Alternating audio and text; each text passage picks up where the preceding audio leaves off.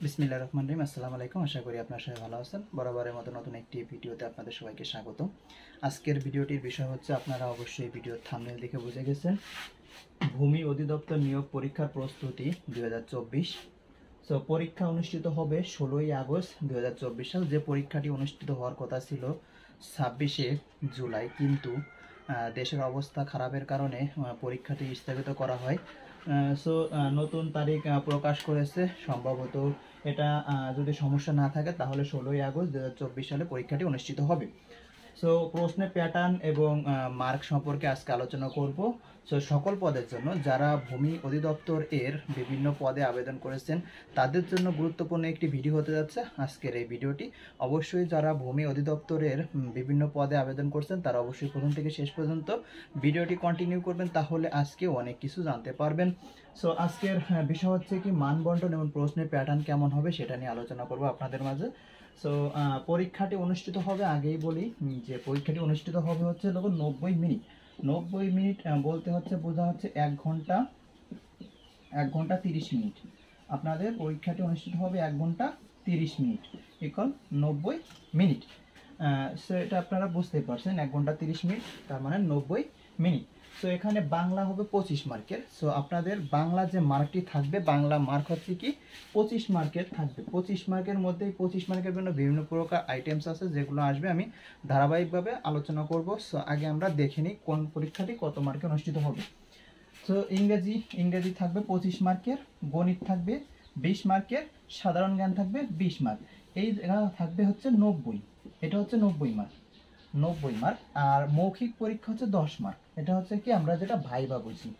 So 90 মার্কের লিখিত পরীক্ষা হবে, আর একটা হচ্ছে কি 10 মার্কের মৌখিক পরীক্ষা হবে। আর অনেকেই প্রশ্ন থাকে যে মৌখিক লিখিত আকারে হবে নাকি টিক চিহ্ন আকারে হবে।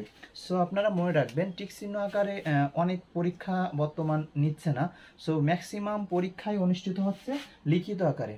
সো আপনি লিখিত আকারের এই পরীক্ষাটা লিখিত আকারে অনুষ্ঠিত হবে। সো আমরা এটাই বুঝলাম সামারাইজ। সো আজকে আমি আপনাদের বাংলা 25 মার্কের যে প্রস্তুতি নেবেন এই পার্টে আমি বলে দিব বাংলা 25 মার্ক কোথা থেকে আসবে। সো আপনারা আর একটা জিনিস মাথায় রাখবেন, বাংলা পড়তে হলে আপনাদের নবম দশম শ্রেণীর যে বইটি আছে, বাংলা ভাষা ব্যাকরণে নির্মিত নবম দশম শ্রেণী ওল্ড ভার্সন, বর্তমান যে ভার্সন আছে এই ভার্সনের বইটি আপনাদের পড়লে হবে না।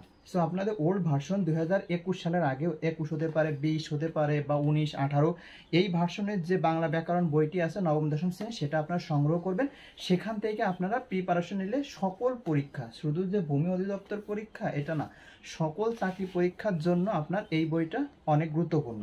সো আপনারা এটা কালেক্ট করে রাখবেন, আর যাদের কাছে আসে তারা তো পড়বেনই। সো কোথা থেকে পড়বেন আমি যদি একটু সামারাইজ করি, বাংলা কি কি পড়বেন আপনারা, এটা আশা করি বুঝতে পারছেন।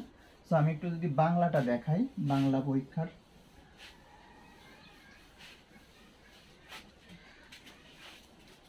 সো বাংলা আপনারা পড়বেন হচ্ছে এক কথায় প্রকাশ। এক কথায় প্রকাশ, এক কথায় প্রকাশ করবেন। সো আপনার নবম দশম শ্রেণীর বইতে পেয়ে যাবেন। এখানে যে কয়টা আছে এই কয়টা আপনারা এক কথায় প্রকাশ এখান থেকে পড়ে নেবেন। আর যদি অন্য কোনো জব রিলেটিভ কোনো বই থাকে সেখান থেকেও আপনারা এক কথায় প্রকাশগুলো পড়বেন।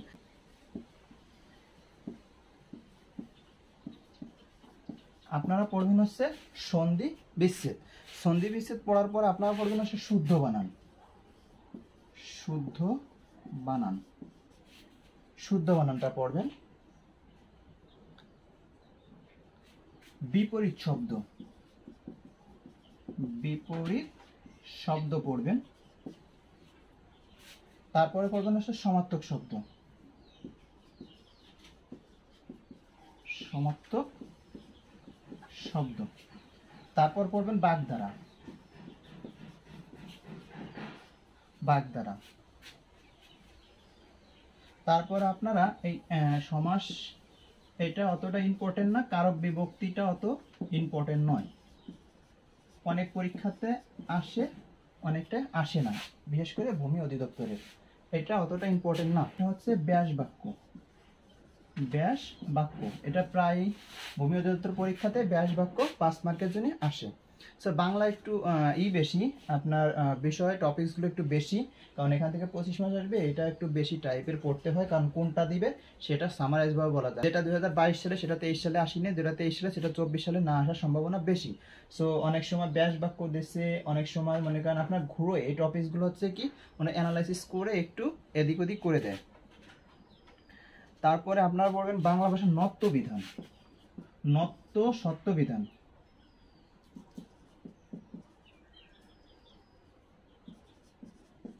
নত্য সত্য বিধানে 5টি নিয়ম, এটা মুখস্থ করে দেবেন।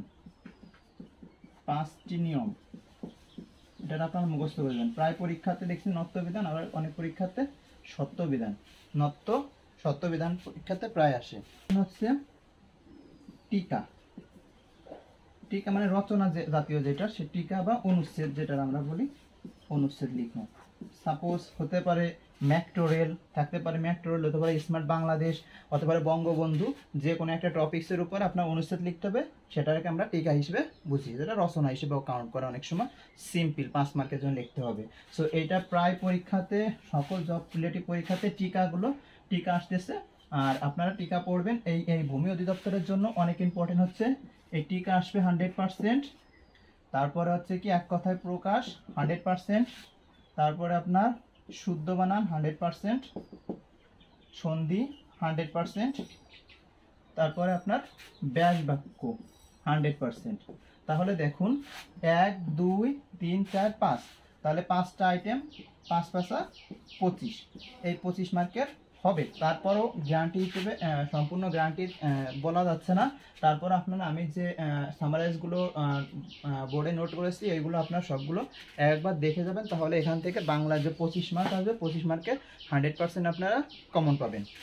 সো আজকের ভিডিওটা বেশি লং করতে চাই না, এ পর্যন্তই। পরবর্তীতে আমি ইংরেজি, গণিত এবং সাধারণ জ্ঞান নিয়ে একে আলোচনা করব। তো অবশ্যই চ্যানেল নতুন হয়ে থাকলে চ্যানেলটি সাবস্ক্রাইব করে রাখবেন, পাশে থাকা বেল আইকনটি ক্লিক করে রাখবেন। এরকম জব রিলেটিভ প্রত্যেকটা পরীক্ষার প্রস্তুতি আমার এই চ্যানেলে আপনারা নিয়মিত পেয়ে যাবেন। আজকের ভিডিওটা এই পর্যন্ত, পরবর্তী ভিডিও দেখার আমন্ত্রণ জানিয়ে এখানে শেষ করছি। আল্লাহ হাফেজ।